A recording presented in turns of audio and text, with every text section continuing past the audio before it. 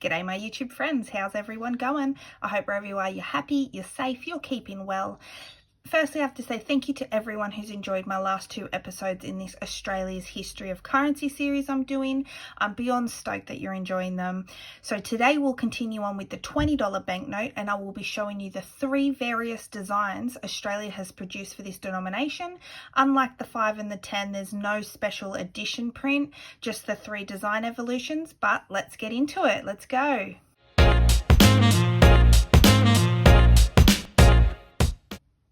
All right, as you all now know, hopefully from watching the $5 and $10 banknote episodes, the changeover from pounds to dollar occurred in Australia in 1966, and all those banknotes were paper, and this $20 banknote actually replaced the old £10 banknote. And here it is. It's a beautiful, beautiful banknote. Like, the color for this orange has to be the best color orange we've had on our $20 banknote. I think the more yellow to orange is just stunning. And I did mention in my $5 episode, in the earlier runs, this actually had Commonwealth of Australia. And if you have Commonwealth of Australia, that means your note is produced between 66 and 74. And then from 74 to 94, it just had the word in Australia. So if you do have one of the early day ones, that's all it means, is it's just an earlier print run. It's still exactly the same note. The only difference is the wording. And so, like I said, the $20 banknote is orange in coloration, and it's always been orange since the original design. It's easily recognizable. Every Aussie knows the orange means it's a $20 note. And the first $20 note really dedicated itself to those who loved flight. And let me explain. So the obverse, aka the front, features Sir Charles Kingsford Smith, who was an early Australian aviator. If you're unsure who he was, he made the first trans-Pacific flight from the United States to Australia. He also made a flight from Australia to London, setting a new record of only 10 and a half days, which is crazy thinking I complain about a 24-hour flight to London now. If you've ever flown into Sydney International Airport, you may or may not know that airport is actually named after this man. It's called Sydney Kingsford Smith Airport. And unfortunately in 1935, Charles crashed at sea and was never recovered, and he was only 38 years old at the time. And then if we flip it over, the reverse features Lawrence Hargrave, who was a British-born Australian engineer, inventor, and aeronautical pioneer.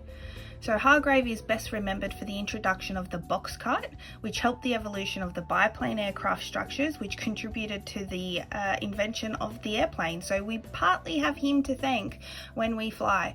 And I think it's gorgeous with all the box kite shown. It's just, yeah, I really like the $20 banknote. I love the color. I think it's mainly the color that I really, really enjoy. It's quite large too compared to our current $20 banknote. So in 1994, the Australian Mint produced the new $20 polymer banknote design to sit with the already circulating $5 and $10 notes. This polymer note came with a complete new design and featured completely new people on the notes, which was, a bit of a change.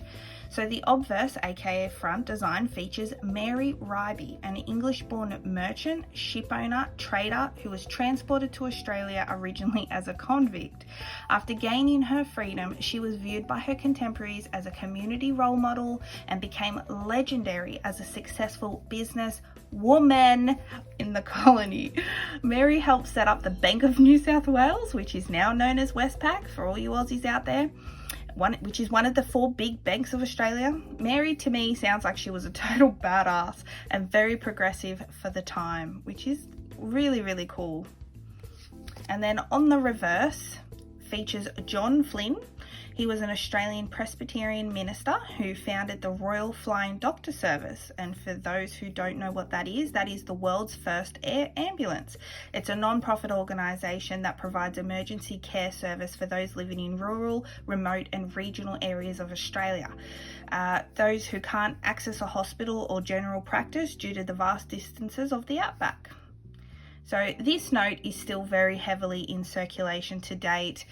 You'll see this in a lot of Aussie cash stuff as we try and use these first, because they're just kind of old and very flimsy now. They're very heavily circulated. You can still get these from ATM and bank tellers, which is a bit odd to me because I would have thought bank tellers would be instructed to hold them back and only give out the new and most latest design, which I'm about to show you. So yeah, that kind of surprises me a bit. But before I show you that new one, I just want to show you the difference in size, because you can see that it's a big change from this old paper money to go so narrow. And this is not narrow, this is the same kind of width as in a US banknote, but it just amazes me how big, and this is not even the biggest yet. We've not even got to the 50 or the 100 for the paper money. So yeah, it's just crazy the size difference that they implemented for this new polymer design. And then in 2019, the Australian Mint launched the new $20 banknote, which is part of the Next Generation Banknote series. And as I always mention in these videos, this new banknote, it features so many more security features than previous banknote designs. It's a total game changer when it comes to counterfeit money, that's for sure. So people on these notes have not changed. They're still the same as the previous polymer note. However, much more detailed. As you can see, the illustrations actually look hand drawn, like they're just gorgeous. Beautiful, beautiful design. And then on the back you've still got John Flynn. It's just beautiful design. And then also it's got, you know, as I touch base with this each video, there's the braille feature, which I think's amazing and should be featured on every banknote out there for the visually impaired. So in the $5 there was 1 dot, in the 10 there was 2, and now we fill 3 dots on this banknote, so the visually impaired can tell this is a $20 banknote. And then if you get your trusty UV purple light, you can actually see the fluorescence UV treatment. It's beautiful. And I do love the $20 note because this one features a kookaburra, and I think kookaburras are beautiful in Australia.